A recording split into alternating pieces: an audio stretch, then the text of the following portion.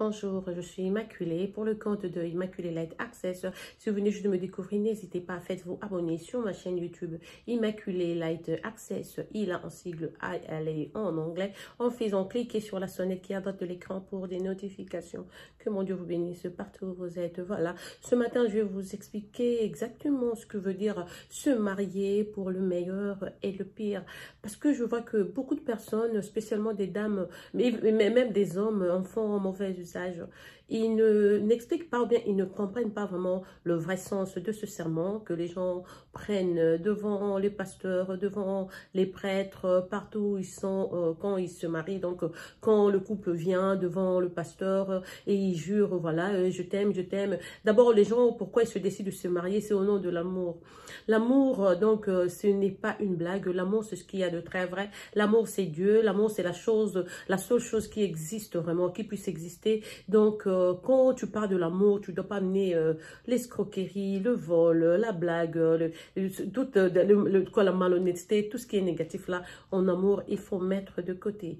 Quand une personne te dit qu'il t'aime, au fait, il faut s'attendre à ce que la personne soit loyale. Elle doit te montrer son intégrité, elle doit faire preuve elle doit vraiment faire preuve de beaucoup de trucs positifs dont tu auras besoin dans le futur et tout. Je dirais vice versa pour le monsieur ou bien la dame. Donc pareil, on ne se marie pas juste parce que donc, la fille est jolie, voilà, elle me plaît, je l'épouse, et le monsieur il est friqué, je le prends et tout ça. Si c'est pas au nom de l'amour, vous allez voir que cette relation là ne va pas persister, et vous allez voir autant de couples, donc ils ont vécu ensemble, mais chaque jour dans leur foyer c'est des querelles, c'est comme s'il y a toujours une présence étrangère dans la famille, une personne qui est toujours là intoxiquée. Il y a souvent toujours cette belle-mère là qui est derrière à donner de mauvais propos, à faire de mauvais témoignages, à montrer son injustice à l'égard de la femme, par exemple de son fils et tout, ou sa mauvaise volonté. Donc quand vous allez devant le pasteur, vous prêtez donc ce serment, vous dites que voilà, je serai avec toi, je vais rester avec toi pour le meilleur et le pire. Beaucoup de gens confondent ce pire, exactement. Le pire là ne veut pas dire que tu vas rester avec le monsieur, il va dehors pendant que vous êtes mariés, pendant que vous êtes en couple, il commence à faire des enfants avec d'autres femmes. Et il vient, tu apprends cela, tu vérifies, oui, ce sont ses enfants, tu le pardonnes au nom de pire. Et puis après, il va voler, on l'arrête, il va en prison et il ressort au lieu de lui parler, de lui donner des leçons, de lui expliquer que c'était irresponsable de sa part de voler et tout et tout. Non, parce que c'est au nom de l'amour. Tu pardonnes. Il vient dans ton groupe, dans ton cercle à toi, avec tes copines, il se tape une autre copine, une amie qui était ta meilleure amie, il commence à sortir avec lui. Pour toi, c'est le pire, tu restes. Durant une discussion, il commence à manquer de respect à ta maman, à tes parents, à ta maman, ton papa, à tes frères, tes soeurs. Toi, c'est le pire, tu restes. Parce que tu as prêté serment. Parce que c'est au nom du mariage, c'est au nom du serment. Je veux dire que vous vous trompez. Excusez-moi, j'ai perdu un angle là. Je vais donc la rendre tout de suite. Vous vous trompez. Le pire auquel on fait allusion au mariage, c'est vraiment quand il s'agit de trucs sérieux. Du genre, le monsieur fait un accident de voiture, il perd un bras, vous n'allez pas le laisser parce qu'il vient d'être amputé d'un bras. Vous restez avec lui. Là, c'est le pire auquel on fait allusion. Il fait un AVC, un arrêt cardiaque, il ne meurt pas. Il devient peut-être paraplégique. Et vous êtes là, donc vous continuez à l'assister parce qu'il a besoin de quelqu'un pour l'habiller, lui donner la nourriture. Vous restez là malgré ça, au nom du vrai amour que vous aviez au début. Beaucoup de femmes s'en vont. Je me souviens, je ne veux pas vous cacher, je crois qu'il est mon cousin ou mon oncle. À Kinshasa, il était parti étudier au sud du Congo, à Lubumbashi. Il avait sa copine, une dame qui était Angélie. Pendant les vacances comme ça, il retourne à Kinshasa.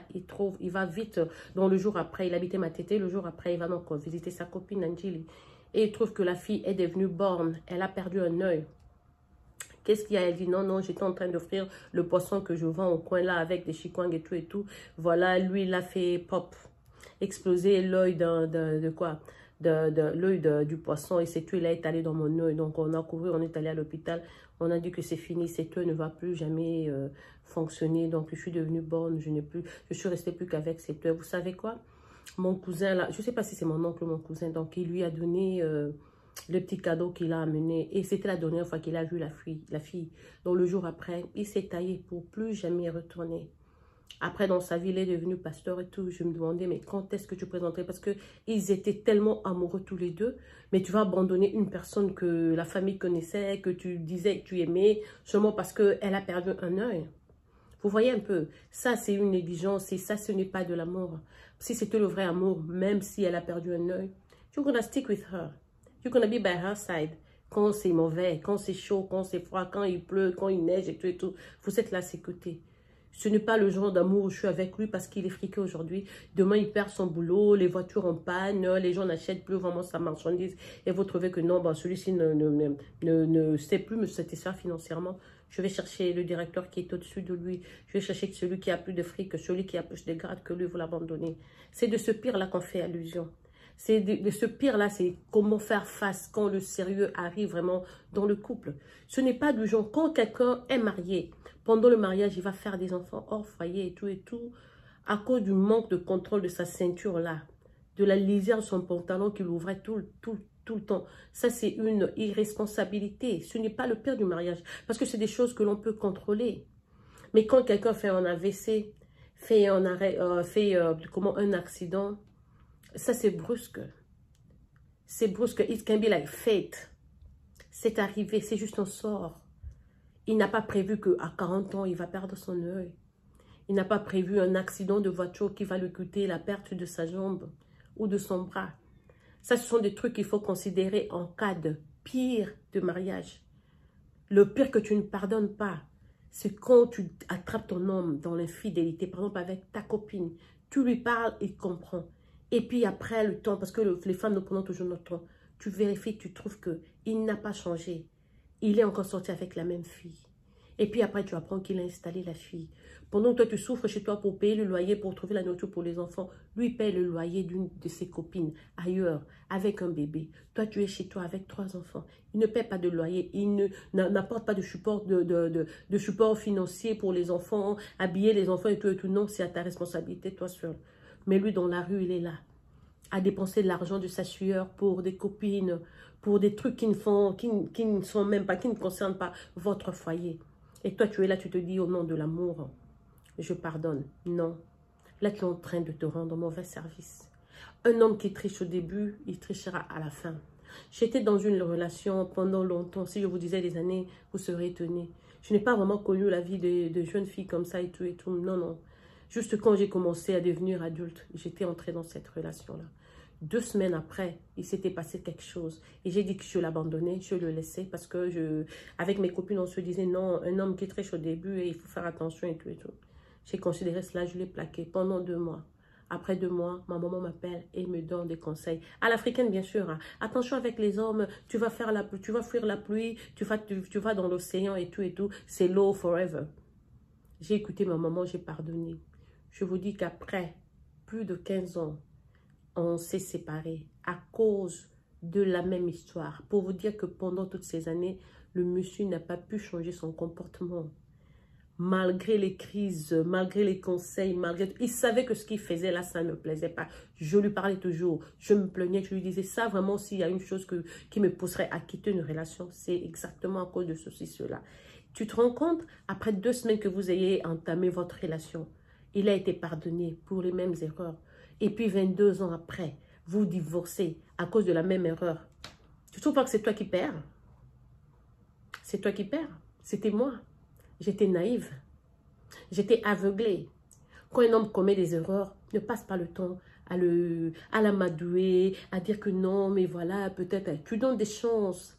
Tu donnes des chances. 2e chance, 3e chance, 4e chance, 10e chance. Ça n'existe même pas. La chance, ça se donne une fois.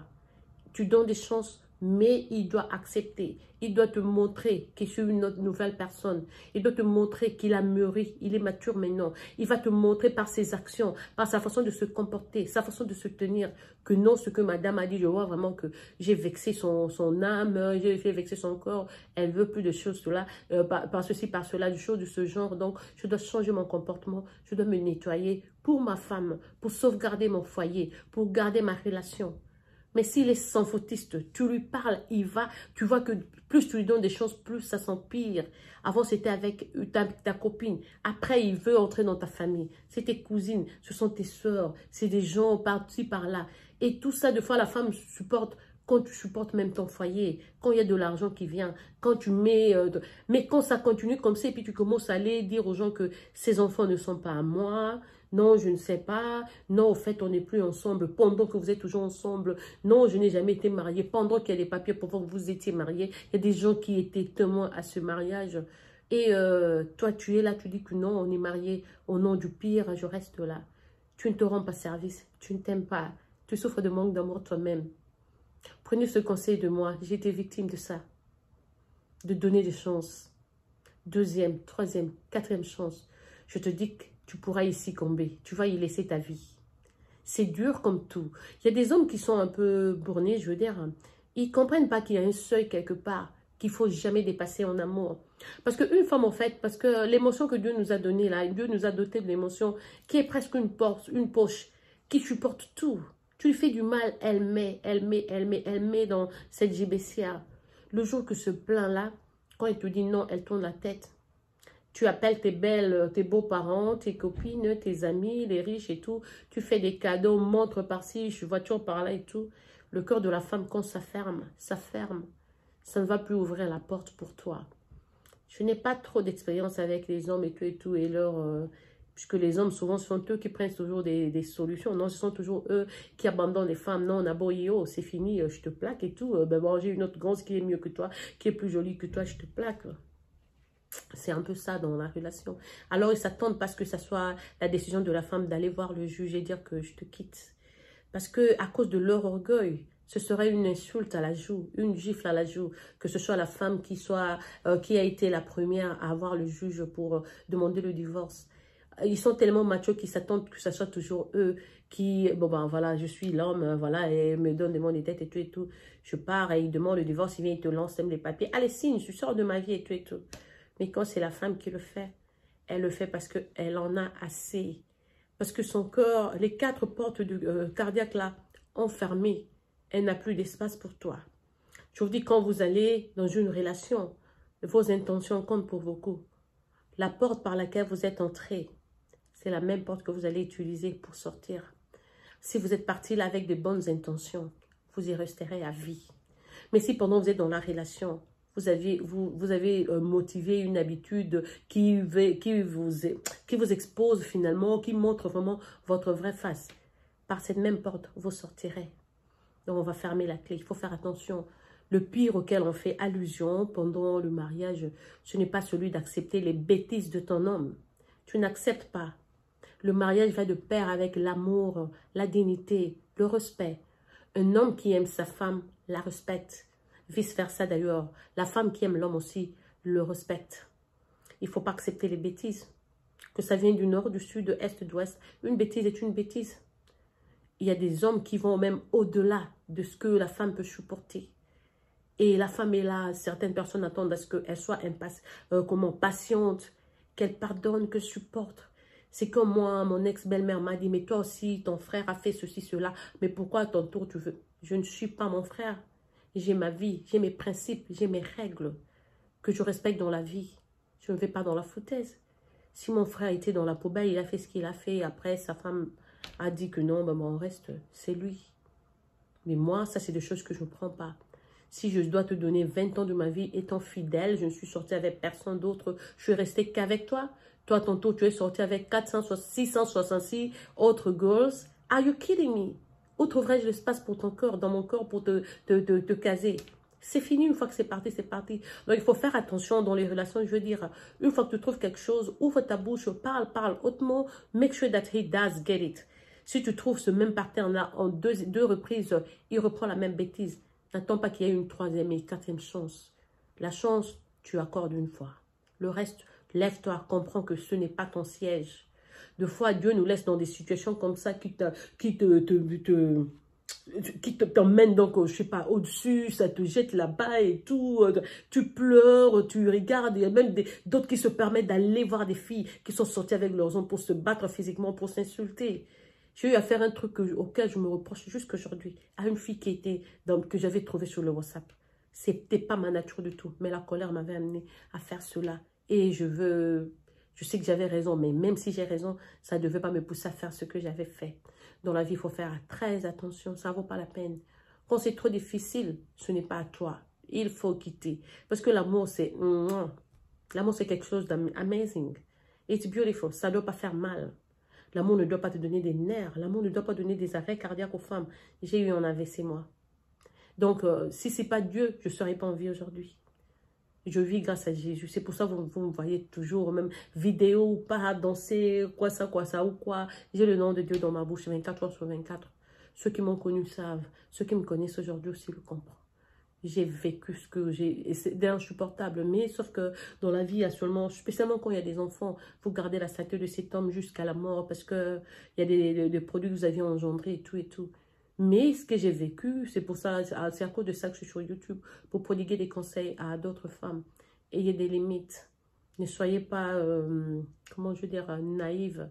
À tout supporter, à tout accepter. Au nom de l'argent, non. On dit que l'argent, c'est un bon serviteur, mais ce n'est pas un bon maître. Et puis, l'argent, c'est la racine à tous les maux du monde. Il faut faire donc attention.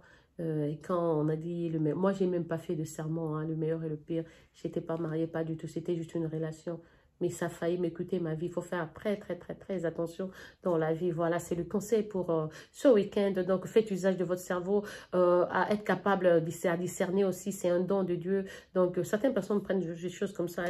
Tu es là, tu es éveillé, mais c'est comme si tu dormais, quoi. Il faut faire attention. Il y a des gens qui peuvent inoptiser. Tu es dans une relation, tu comprends exactement la profondeur du trou dans lequel tu t'étais trouvé après la séparation. Pendant que tu es là, c'est la bonne vie. Tu fais la table, tu fais le lit, tu fais le shopping et tout, c'est la bonne vie. Mais en réalité, ce qui est en train de ranger ton corps, toi, tu ne le sais pas. Peut-être tu le sais, mais tu veux forcer. Tu forces tellement parce que tu as peur, tu seras embarrassé. Je veux pas que je me sépare, les gens vont me juger et tout et tout. Mais Dieu voit tout ça. Et je vous dis que Dieu aussi fait quitter des gens dans des relations. Non, Immaculata trop souffert, c'est fini. On lui donne ce courage-là, elle va se lever, elle va quitter. C'était ça mon cas. Je loue Dieu parce que je sais ce que j'ai vu. Quand je regarde mon passé, ce que j'ai vécu, et dire que je devais écouter Dieu me demander de faire ce que j'avais fait.